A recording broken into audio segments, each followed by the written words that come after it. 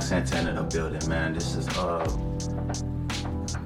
about the Monzanati, man. Just wanted to check in with you guys and let you guys know after a relapse, you kind of still want to be mindful of your mistake, right? And that's exactly what I'm doing right now, man. So yeah, this is pretty much after a relapse type of video. So if you do know somebody, or if you want to see more content like this, hit those thumbs up button, bro. Hit the thumbs up button, bro. Hit the thumbs up button, bro. Young Santana, man, you gotta hit those thumbs up for me, man.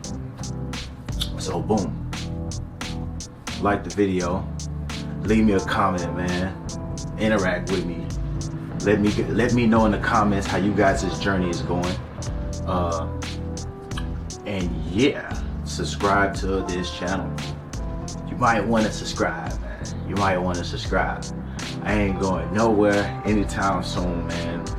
I am coming back to back within these coming months with something very unique for you guys. Like this, I'm gonna be really like popping up over and over again, and it's gonna be very well deserved from you guys. I'm getting a lot of support out there, man. Thank you guys for tuning in. Thanks for checking in on me, man. Thanks for rocking with me. Thanks for following on with the journey, man. I am human. I am no expert at anything that I post. Like this is mainly for entertainment purposes, but also for like motivational, for informative purposes, for educational. Like I'm all the way diversified type of channel. Like I'm not just restricted to religion. I'm not just restricted to metaphysics or science. I'm just like, it's all about the Monzanati, you know what I'm saying? So yeah, thanks for tuning in. I want to come to you guys to let you guys know, like after a relapse, now that I'm like, I don't really have that much pent up sexual tension, like just right there, that's just always present with me all the time, and that the brain fog is slowly going away after relapse a few days later. I'm coming to some rather sound conclusions, like about the whole idea behind the whole idea behind sexual transmutation and semen retention. And ultimately, it's business over pleasure. The reason why I took the oath of completely abstaining from all forms of sexual release and taking the lifelong route of semen retention is because I wanted to transmute all of that pent up sexual energy into building something that's significant, not only to myself, but to generations, and to ultimately be a very profound catalyst, just like all of my heroes have been, right? That always was my imagined like ideal, right? Even way back when I was like 16 years old, and this is like 17, 18 years later now. So my ideals probably before that, like way when I was 8 years old, I would find ways to hustle up and get some cash, you know what I'm saying, and make money. Even like at that age, I was thinking about making money in like the most efficient type of way, in the most like unapologetically type of way. And I've always been that way, and I always had that ambition that just never died off. So it's not until I started acting on my hormones, in my late teens and in my early 20s, to where I didn't really get rid of that urge to build, but I kind of subsided. I was like, okay, I'm focused on females. Like they're everywhere too, and I got one in my hand, and I got one in my pocket, and I can call one up, and I can go show up at one. It was always about females. So it's not until I reached my mid-20s to where I realized they're gonna always be there. No matter if you're rich, you're poor, you're middle class, they're always gonna be there. And I didn't really understand that because the hormones were just raging at the time. So now I'm starting to realize there's always going to be business over pleasure through semen retention. You see what I'm saying? And if you look at all the billionaires, man, you really think these guys are sitting around whacking off all fucking day? You really think these guys are just, banging all of these females? Like, they're working like 14-hour days, 16-hour days for probably 4 or 5 weeks at a time. And then they finally take about a week vacation, where they just literally get massages or something like that. I'm just imagining, I'm not a billionaire. Or they probably working while they're on vacation, or had to be somewhere. I don't know, but you really think these multi-billionaires, these very high influential people are just sitting around having sex all day? And if they are, they probably having sex with one person every other month, like at the most. They kind of have to put it in, add it to the schedule. So these type of people eventually figured it out at a young age. Now, as for people like me, who actually didn't figure it out, that thought, once upon a time, I thought life was only about sex, right? And that's all we had to do. That's all I had to do. As long as I'm having sex, I'm successful. So man, I've come to this conclusion that business over pleasure has always been the motto, even back in the 50s. And see, it's not until I started looking into what the ideals were back then that I realized now I'm onto something that I should have been on since I was a kid. Business over pleasure. Yeah, so if you look at Nikola Tesla for an example, if you look into his work and his ideals and what he believed in, as far as what he studied, you eventually see that he fasted for a specific period of time, and then he was a celibate. So he realized, he eventually came to the conclusion that, okay, I must keep my stomach empty and my balls full. I gotta have a full sack, right? I hate to, be so graphic about it, but that was his ideal. And he built on that. He literally, and people described him in all of the the biographies, they all described him as a tall, lanky guy, but he was very focused, right? And then I compared that to the ideals that were happening in the 50s. So if you look at the 50s, and look at what followed after the 50s was the 60s, which was Woodstock, which was the hippie, the concept of the hippie started, and then the bell bottoms, right?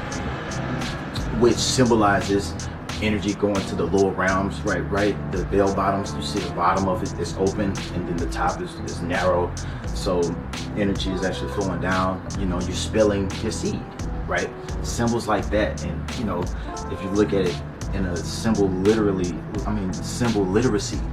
type of way, you will see that era of the 60s symbolized what was happening in the 50s.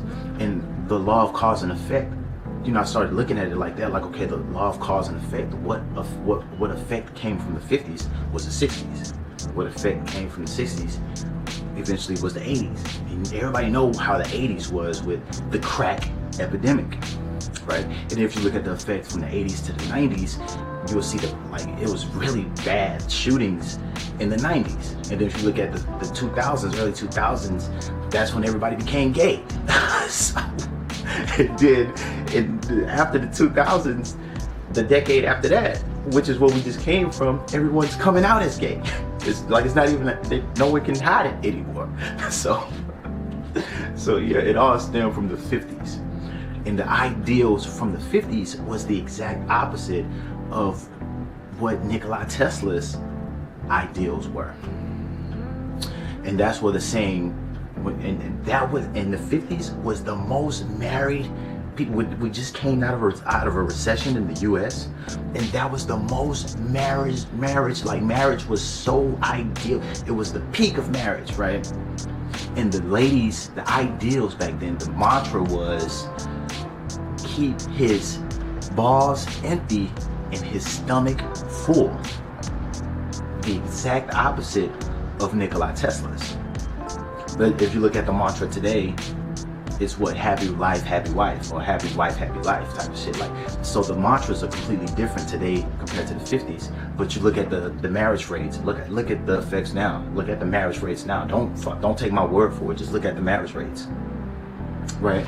So, yeah, they said keep his balls empty and his stomach full. That's how they kept their men in check. That's how marriages, the guy always came back to his wife. And if you look at even in the mafia, like when the mafia guys, these mafia figures in the 50s, they all had wives. Of course they had mistresses and, I say mistresses, mistresses, but they all had wives. And all their wives knew how to cook. And I can guarantee you they gave some good ass top too, you know. But yeah, I had to think about that. I'm like, okay, Nikola Tesla is always going to be the standard of how I perceive the effects, what's like the optimal effects of semen retention, because he figured it out through all of the patents, all of the inventions he did. Through his craft, he made the most optimal conditions of semen retention. Through my craft, I'll do the exact same thing, which is the financial markets, right? I trade, and I do it very successfully too. So, and without semen retention, I don't think I would get to the levels where I am today if I haven't, exercised semen retention. But yeah, man, that's just something to ponder over, man. Business over pleasure. Even the pleasure of food. That's how I actually made the whole 360 plus days documentary. I fasted for 24 days on only water. I only drank water for 24 days. And then I broke my fast and I did a full fucking year of semen retention with no sexual release. So fasting, you gotta fast. It's gonna be like that's, and if you look at all the religions before, even in Christian, like Jesus, they said Jesus fasted. So if you're not incorporating all aspects, if you're not implementing all tools at your disposal, you won't make it to 365 days. I was utilizing everything. I was watching Star Trek to find out what the hell Spock was but like, bro, it's just crazy. Like, after a relapse, you gotta realize business over pleasure will always get the job done. You gotta have it, run with that mindset, man. And it's when a relapse is on its way, always remember it's not worth it. And you don't realize it until after you relapse. So, and like I said, man, I fooled myself into believing I could go an edge without falling off the edge. Relapses are not ever worth it, man. They're not ever worth it. So, and every time I've relapsed, I realize, okay, damn, this shit is not worth it. And every man really does. Every man knows it's not worth it. But the addiction is it's hard, man. This shit is hard. But I'm back on the path. I'm back on the journey. I just wanted to check in with you guys, man. Big Santana, fucking young Santana in a motherfucking building, bro. Check out them fucking blammers, nigga. Check out them fucking blammers, nigga. But got them fucking diamonds, nigga. Got them diamonds, nigga. But yeah, man. All about the Mazzanati. Hit the thumbs up button, man. Hit the thumbs up button, bro. I can't emphasize that enough. Let's beat this algorithm. Let's win, bro. It's 2023, bro. Let's win. Gotta do this shit the right way. In this life, you are all you have, but you're more than enough. If you haven't heard it from anywhere else, you heard it from me first. Your months, nah.